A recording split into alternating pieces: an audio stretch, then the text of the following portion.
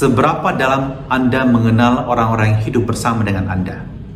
Seberapa dalam Anda mengenal pasangan Anda? Seberapa dalam Anda mengenal anak-anak Anda?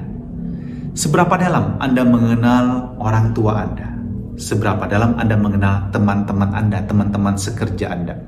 Kadang-kadang kita mungkin pada suatu ketika shock dan mengatakan, how come? Setelah sekian lama bersama-sama dengan dia, baru sekarang saya tahu seperti apa dia sebenarnya. Kalau itu terjadi, mungkin kita bisa bertanya, bahkan sebagai orang tua, kadang-kadang kita mengatakan, saya baru mengenal anak saya yang sesungguhnya. Saya baru tahu dia seperti ini. Sekian tahun lamanya Anda tidak mengenal dia. Ada tahun-tahun yang hilang dalam kehidupan Anda bersama dengan anak-anak Anda. Dan kemudian Anda baru tahu ternyata dia punya kecemasan seperti ini. Dia punya harapan seperti ini. Dia punya cita-cita seperti ini. Dan yang sering terjadi adalah karena kita begitu sibuk dengan diri kita sendiri. Kita tidak punya waktu untuk orang lain, bahkan dengan untuk orang-orang yang sangat kita sayangi. Yesus pada hari ini di dalam perikop Injil memberikan contoh kepada kita bagaimana dia selalu memberikan waktu untuk murid-muridnya. Dan setelah kebangkitannya dia juga mengambil waktu untuk menghampiri murid-muridnya yang masih terkungkung dalam kegelapan, ketakutan, ketidakpercayaan akan kebangkitannya. Dan salah satu di antara mereka adalah Maria Magdalena.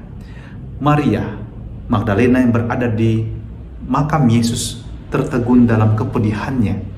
Jenazah Yesus tidak dapat dia temukan lagi. Dan ketika Yesus menyapa dia dengan sebutan ibu, dia menyangka Yesus adalah tukang kebun. Saat Yesus menyapa dia dengan sebutan namanya, Maria Magdalena segera mengenal itu Tuhan. Kenapa? Karena antara dia dengan Yesus ada relasi batin yang dalam sebelumnya. Anda tahu, Maria Magdalena seperti disebutkan oleh penginjil adalah wanita yang disembuhkan oleh Yesus dari 7 iblis yang merasukinya. Dan setelah itu Maria Magdalena menjadi murid Tuhan yang sungguh setia. Dan kita lihat bagaimana relasi itu terbangun dari tahun-tahun kehidupan Yesus. Dan kemudian relasi itu dibangkitkan hanya dengan sebutan nama Maria. Dan itu cukup untuk membangkitkan kepercayaan Maria bahwa Yesus sungguh telah bangkit. Mari kita belajar dengan membangun relasi yang lebih dalam dengan sesama. Itu hanya bisa terjadi kalau kita tidak terkungkung dengan diri kita sendiri, dengan urusan kita sendiri, kepentingan kita sendiri.